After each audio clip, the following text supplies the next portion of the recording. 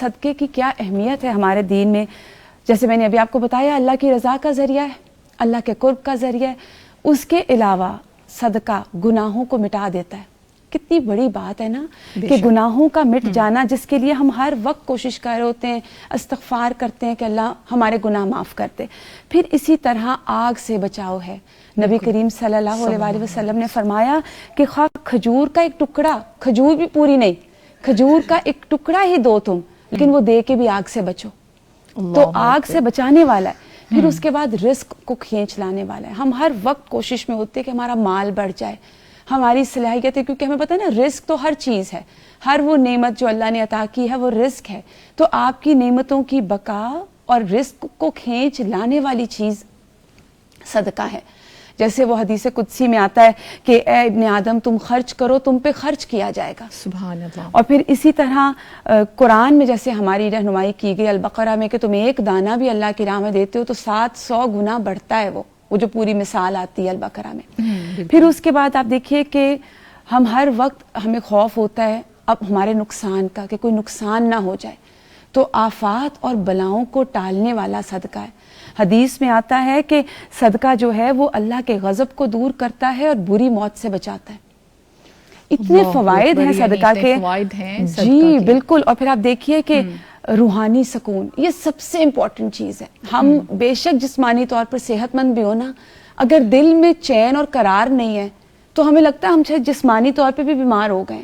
اور نیکی کا پہلا انسٹنٹ ریوارڈ یہ ہوتا ہے کہ وہ آپ کے دل کو سکون دیتا ہے, دل کو خوشی دیتا ہے. تو صدقہ کرنے سے دل کا سکون آتا ہے. جیسے ابھی آپ نے سیلاب زدگان کی بات کی, آپ دیکھیے وہ کن حالات میں ہے نا. بالکل. اور اگر آپ سوچیں جب آپ اپنے اچھے لباس پہن رہے ہوں, آپ اپنے گھر میں سکون سے بیٹھے ہوں, تو سوچیں کہ وہ ہمارے مسلمان بھائی بہن ان کے پاس یہ چیزیں نہیں ہیں. تو وہاں پہ انسان جب اس چیز کے ساتھ آگے بڑھتا ہے اور پھر صدقہ کرتا ہے تو روحانی سکون ایک جو ہیلپ کرنے کا دوسرے کی آتا ہے, وہ انشاءاللہ تعالی اس پہ مزید آگے ہم بات کریں گے. پھر جو مجھے بہت ہی پیاری حدیث لگتی ہے کہ قبر میں عذاب سے بچانے کا ذریعہ ہے, قبر میں گرمی کی حرارت کو کم کرنے والا صدقہ ہے. اور پھر قیامت کا دن, اب دیکھیے کتنا مشکل وقت ہے نا جب وہ حشر کا میدان آتا ہے اور جو حدیث اس کی وضاحتیں کرتی ہے, اس میں صدقہ کرنے والا اپنے صدقے کے سائے تلے ہوگا. اور یہ بے شمار آپ دیکھیے جیسے میں نے ابھی آپ کو بتایا. اور پھر آفات, اور پھر اس کا اپوزٹ کیا ہے, شح. اور قرآن ہمیں رہنمائی کرتا ہے کہ شح بخل کو کہتے ہیں. اچھا. اور اللہ تعالیٰ قرآن میں کہتے ہیں کہ جو شح سے بچا لیا گیا وہی فلاح پانے والا ہے. ہم اکثر چیزوں کو دیتے وقت سٹنجی ہو جاتے ہیں نا, اچھا میں رکھ لوں پھر کبھی کام آئے گا. میرا پرسنل ایکسپیرینس ہے یہ جملہ پھر کبھی کام آئے گا جس پہ آپ بول دیتے ہیں نا, وہ واقعی استعمال نہیں آتا, پھر کبھی وہ ایسے ہی پڑا رہتا ہے. بالکل. اور حدیث ہمیں یہ بھی بتاتی ہے کہ جب انسان صدقہ کرتا ہے نا تو 70 شیطانوں کا جبڑا توڑ کے کرتا ہے. کیونکہ پہلا خیال کیا آتا ہے, رکھ لوں کوئی بات نہیں, بہت دے دیا. بہت سارے خیالات ہیں کچھ ایسے بھی آ رہی ہوتی ہیں تھاٹس کہ شاید کم ہو جائے گا. جی بالکل. جیسے میں نے کہا تھا رزق کو کھینچ, نبی کریم صلی اللہ علیہ وسلم نے قسم کھا کے کہا صدقہ کرنے سے مال کبھی کم نہیں ہوتا. کیونکہ آپ دیکھیں ہم دے کس کو رہے ہیں, جو پوری کائنات کو دے رہا ہے. ہم محتاج ہیں, اللہ غنی اور بے پرواہ ہے, یعنی اسی کے مال سے اگر ہم نکال رہے ہیں. جب ہم اس یقین کے ساتھ دیں گے نا. اور آپ دیکھیے جیسے میں نے ابھی آپ کو کہا کہ مال کو بڑھانے کا ذریعہ ہے اور بخل مال کو کم کر دیتا ہے.